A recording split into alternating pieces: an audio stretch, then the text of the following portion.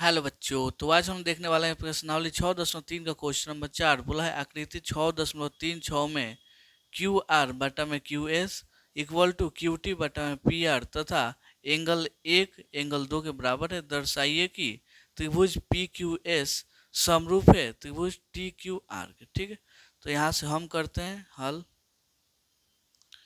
आप देखिएगा तो यहाँ पे एक त्रिभुज दिया है, त्रिभुज का नाम क्या है जी? T Q are. इसमें एगो त्रिभुज दिया है पी क्यू आर। ठीक है, यहाँ पे ये कोण और ये कोण बोला है कि दोनों आपस में क्या है जी? बराबर है। ठीक है, तो क्वेश्चन हल करने से पहले जितना दिया गया है सब लिख लेते हैं। क्या क्या दिया गया है जी? चलिए यहाँ पे लिखते हैं दिया है, दिया है क्या दिया है जी? जो क्यू आर, क्यू आर और यहाँ पे हो जाएगा क्यू टी बटा में पी आर आपका इतना दिया हुआ है तथा एंगल 1 एंगल 2 के बराबर है, यही ना दिया हुआ है। चलिए तो हम यहाँ पे लिखते हैं, चूंकि यहाँ पे हम क्या करते हैं जी, अब आ जाते हैं सिद्ध पे। सिद्ध लिखते हैं चूंकि एंगल 1 एंगल 2 के बराबर है। देखिएगा एंगल 1 एंगल 2 के बराबर है। यहाँ पे हम एक त्रिभुज ले लेते हैं। यहाँ पे कोई एक मान लीजिए त्रिभुज है जिसका ये वाला भुजा ये वाला भुजा आपस में क्या है जी? बराबर। तो उसके सामने वाला भुजा भी आपस में क्या होता है जी? बराबर होता है। किसी भी त्रिभुज का दो कोण बराबर हो तो उसके सामने वाला भुजा भी आपस में बराबर होता है। तो यहाँ मान लीजिए यहाँ पे हम इसी त्रिभुज को ले लेते हैं पी। यहाँ पे पी चल रहा है, यहाँ पे क्यू, यहाँ पे आर। तो क्या हो जाएगा जी? एंगल 1 के सामने वाला भुजा क्या हो जाएगा? P R. तो यहाँ पे हो जाएगा पी आर। एंगल 2 के सामने वाला भुजा पी क्यू, तो यहाँ पे हो जाएगा पी क्यू। ठीक है, ये दोनों आपस में क्या हो जाएगा जी? बराबर हो जाएगा, कोई दिक्कत नहीं।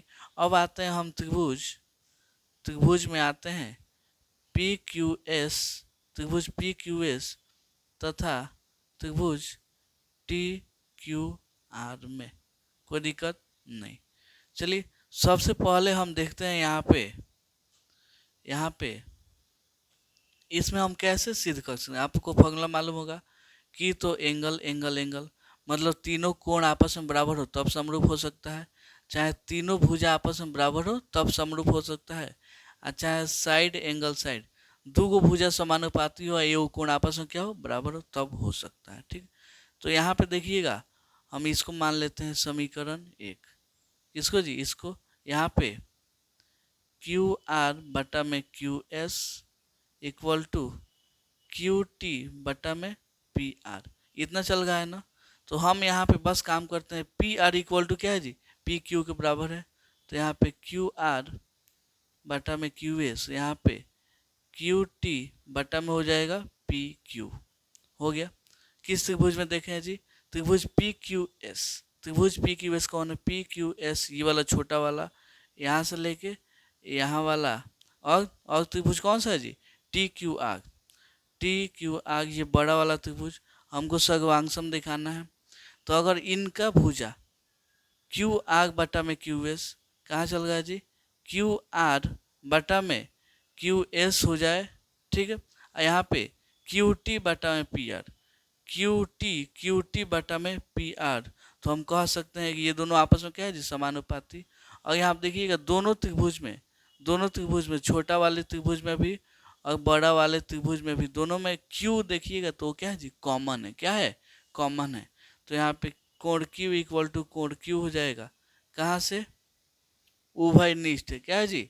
उभयनिष्ठ। कॉमन को ही हम इंग्लिश हिंदी में उभयनिष्ठ बोलते हैं। ठीक है, तो ये दो भुजा आपस में क्या है जी? समानुपाती। यहाँ पे एंगल है। ठीक है, तो इसलिए हम लिख सकते हैं एंगल, सॉरी त्रिभुज पी क्यू एस समरूप होगा किसके जी?